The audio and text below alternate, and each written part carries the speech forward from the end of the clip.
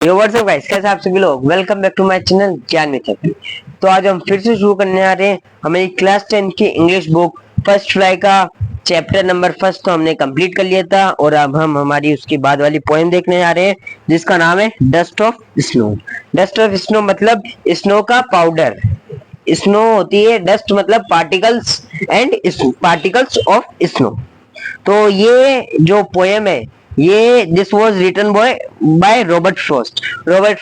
और अब मैं आपको एक बात बताऊं, 10th बोर्ड में आपको मतलब बहुत ज्यादा पोइटर्स के नाम पूछेंगे, मतलब एक दो लाइन दे देंगे या आपको चैप्टर पोएम का नेम दे देंगे और पूछेंगे इसका राइटर कौन है।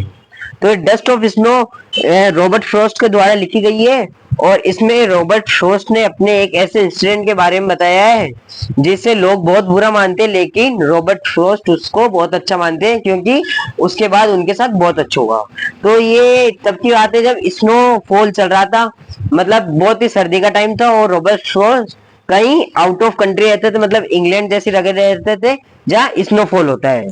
तो रॉबर्ट फ्रॉस्ट क्या एक बार अपने रास्ते से आ रहे थे, उनके रास्ते में एक हेमलॉक ट्री बढ़ता है जो बहुत ही ज्यादा पॉइजनस होता है और लोग बाग उससे अवॉइड करते हैं, मतलब उससे अवॉइड करते हैं उस रास्ते से जाने। लेकिन रॉबर्ट फ्रॉस्ट तो उस रास्ते से जा रहे थे तो उस पेड़ के ऊपर एक क्रो बैठा था, मतलब एक कौवा बैठा था। तो उसने जो पेड़ की टहनी होती है उसे हिला दिया था। तो जो उसके ऊपर जो स्नोफॉल हो रखा था उस समय, तो वो स्नो उसके ऊपर जम रखी थी और वो स्नो आके डायरेक्ट ये रॉबर्ट फ्रॉस्ट मतलब जो पोइट है उनके सर पे आके गिर गई। तो जैसे ही वो आके गिरी तो बाकी लोग तो ये सोचते कि भाई आज का दिन बहुत बुरा जाएगा, लेकिन जैसे ही वो आके गिरी तो उनके हार्ट में चेंज ऑफ मूड आ गया, मतलब उनका मूड चेंज हो गया।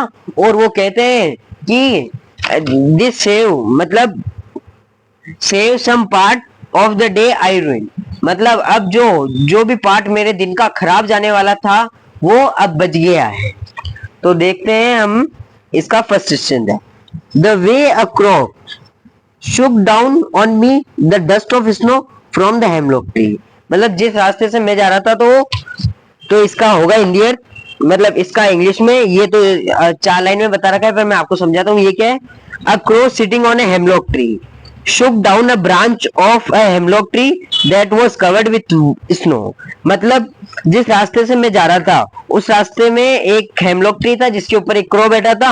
उसने शुक down a branch of hemlock tree, Shuk down मतलब उसने ब्रांच को हिलाया, तो जो स्नो थी वो मेरे ऊपर आके गिर गई जो पहले से कवर्ड था वो ट्री।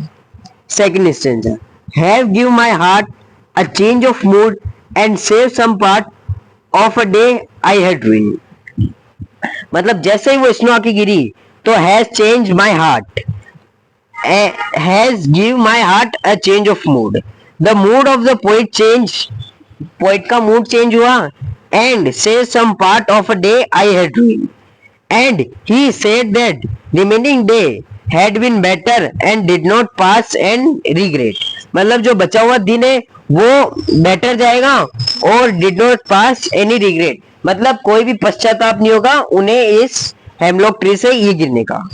अब हम इसके ग्लोसरी वर्ड देख लेते हैं। तो हेमलॉक, हेमलॉक का मतलब क्या होता है, अ पॉइजनस ट्री और plant with small white flowers, मतलब हेमलॉक ऐसा ट्री है जो एक पॉइजनस ट्री है। हेमलॉक एक पॉइजनस मतलब प्लांट या ट्री कुछ भी कह सकते हो जिसके व्हाइट फ्लावर्स होते हैं। और रुइंड, रुइंड का मतलब होता है हमारे रुइंड, रुइंड का मतलब होता है हेल्ड इन रिग्रेट, मतलब रिग्रेट पश्चाताप में नहीं जाना। तो अब हमने इस पोइट्री को तो पढ़ लिया है, अब हम इसके क्वेश्चन आंसर देखते हैं। So think about the poem. अब हम देखते हैं पोएम के question answers. What is a dust of snow, dust of snow क्या है। व्हाट डज द पोइट से has change his mood, poet किसके बारे में कहता है जिससे उसका मूड चेंज हो जाता है। How has the poet mood change, और पोइट का मूड कैसे चेंज होता है। Answer, a dust of snow means the fine particles of snow, तो डस्ट ऑफ स्नो क्या थी, वो फाइन पार्टिकल्स थी स्नो की। तो ये हमारा फर्स्ट क्वेश्चन हो चुका है। अब व्हाट डज द पोइट से हैज चेंज हिज मूड, अब इसका आंसर है the dust of snow change the poets mood from that of डिसमे the job, मतलब जो ये डस्ट ऑफ स्नो थी वो पोइट का मूड चेंज कर देती है डिसमे टू जॉय, मतलब वो जो पहले जॉय करने वाला था वो डिसमे कर देती है डस्ट ऑफ स्नो गिरने से पहले। Has holding the day in regret when this dust of snow fall, और पॉइंट है जो पूरा डे रिग्रेट में पश्चाताप में होल्ड करके रख रहा था जब तक उसके ऊपर ये डस्ट ऑफ स्नो नहीं गिरी थी। And this simple little thing brought him some joy, और ये सिंपल थिंग ने उसके दिमाग में जॉय ला दिया। तो हमारा फर्स्ट आंसर कंप्लीट हो चुका है। Second, how does frost present nature in this poem, मतलब इस पोएम में फ्रोस्ट कैसे प्रेजेंट हुई। द फॉलोइंग क्वेश्चंस में help you in think about of an answer, और अब ये 2 क्वेश्चन दिए गए हैं, 3 क्वेश्चन दिए गए हैं, ये हमें बताएंगे, मतलब हमारी हेल्प करेंगे कि कैसे इस क्वेश्चन का आंसर देना है। What are the bird that are used named in poem, मतलब कौन सा बर्ड है जिसका नाम इस पोएम में लिया गया है। Do you think a crow is often mention in poems, क्या आप ये सोच सकते हैं कि क्रो किसी और पोएम में भी यूज हुआ होगा। What images come to your mind when you think of crow, आपके दिमाग में क्या इमेजेस आती है जब आप एक क्रो के बारे में सोचते हो।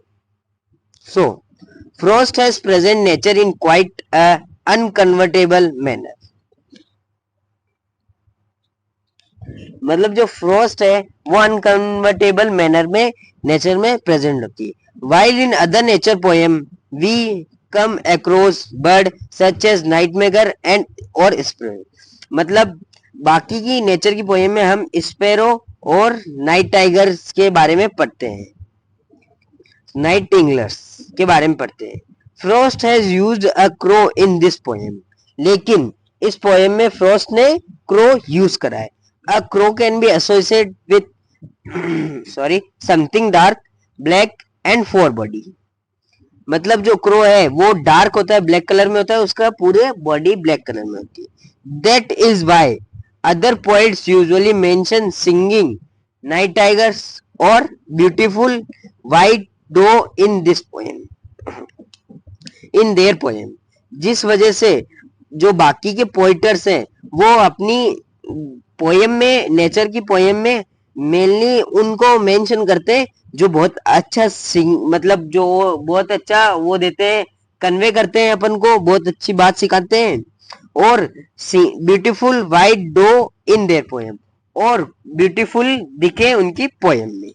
तो ये हमारा फर्स्ट पार्ट था, अब 2 पार्ट और बाकी है। Again, what is a hemlock tree, hemlock tree क्या है। Why doesn't the poet right about a more beautiful, hemlock tree क्या है और पोइट ने इस स्टोरी में, इस पोइट में कुछ और अच्छे पेड़ों के बारे में क्यों नहीं बताया, जैसे कि मैपल और एन ओक और an pine tree. Answer, also the poet was writing about the hemlock tree which is a poisonous tree.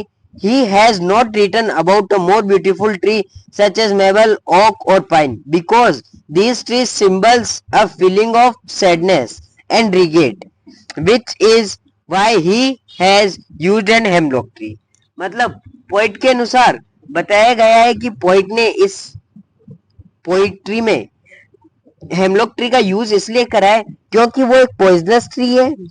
He has not written about a more beautiful, और उसने इसमें ज्यादा खूबसूरत पेड़ों को जैसे मैपल, ओक और पाइन के बारे में इसलिए लिखा है because this trees symbolize a feeling of sadness and regret, क्योंकि ये जो ट्रीज है बाकी ये सिंबलाइज करते हैं feeling of sadness and regret, regret की फीलिंग और सैडनेस की फीलिंग सिंबलाइज करते हैं,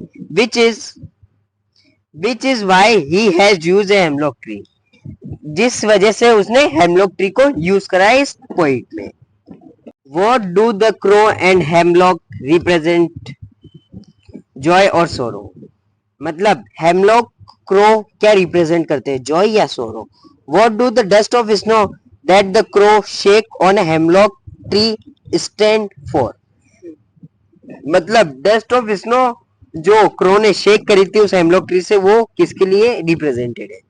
answer, the crow and hemlock tree represented sorrow, मतलब हेमलॉक ट्री और क्रो सोरो रिप्रेजेंट करते हैं।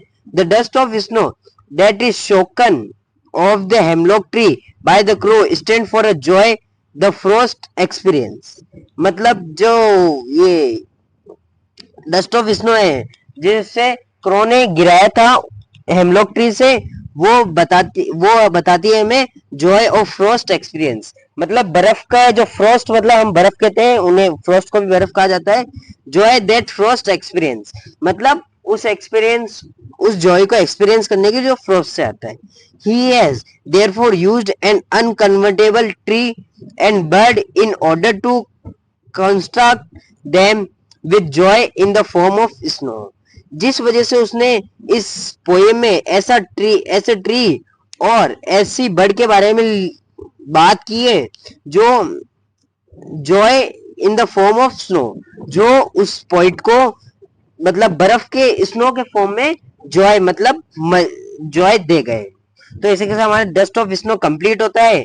अब इसके साथ एक और पोएम है जो भी रॉबर्ट फ्रॉस्ट के द्वारा ही लिखी गई है, वो है आइस एंड फायर, जिसे हम हमारी नेक्स्ट वीडियो में करेंगे। So see you soon in next video with ice and fire. Bye bye.